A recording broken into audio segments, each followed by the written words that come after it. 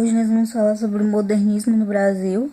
Bom, o modernismo foi dividido em 3 fases e agora nós vamos falar sobre a primeira. A primeira fase aconteceu de 1922 a 1930 e foi chamada também de fase de destruição ou experimento, porque destruía toda aquela relação com o passado, com a literatura europeia. Bom, o Brasil na época ele estava passando por uma crise econômica. Tinha acabado de acontecer a Semana da Arte Moderna, o marco inicial do modernismo é esse. Tinha São Paulo como centro. São Paulo, todo mundo queria ir para São Paulo, queria estar em São Paulo. São Paulo era o centro do Brasil.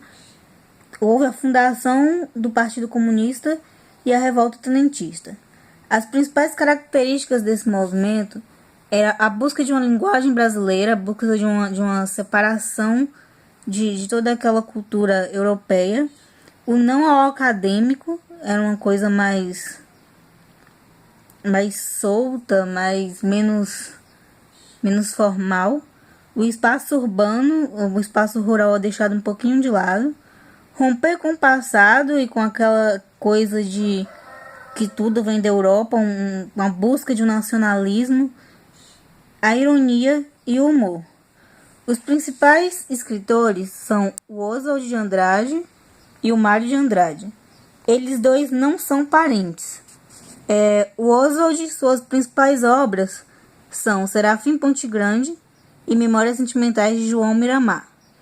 O Oswald era aquele cara polêmico, agitador, ele bagunçava mesmo, ele era contra convenções, ele era aquele cara que arrotava na mesa, na cara de todo mundo, super nacionalista, super irônico, experimentador, inovador. Ele foi o cara que deu a cara a tapa mesmo para mudar o jeito da literatura.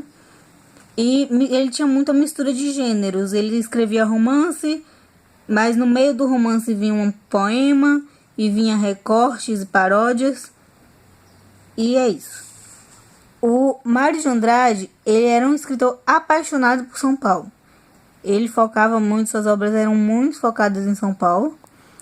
Mas ao contrário do Oswald de Andrade, ele era mais culto, mais ético, ele era mais intelectual. Ele tinha um impulso consciente, o que é isso? Ele diz que ele não parava para pensar, para escrever. Quando ele pensava em alguma coisa, ele ia anotava para depois fazer a análise daquilo e consertar o que tivesse que ser consertado.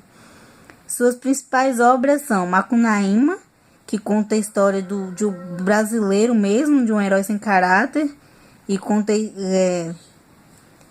fala sobre a miscigenação, e Pauliceia Desvairada, que quer falar da louca São Paulo mesmo, que está naquela época de mudanças industriais. E é isso, gente.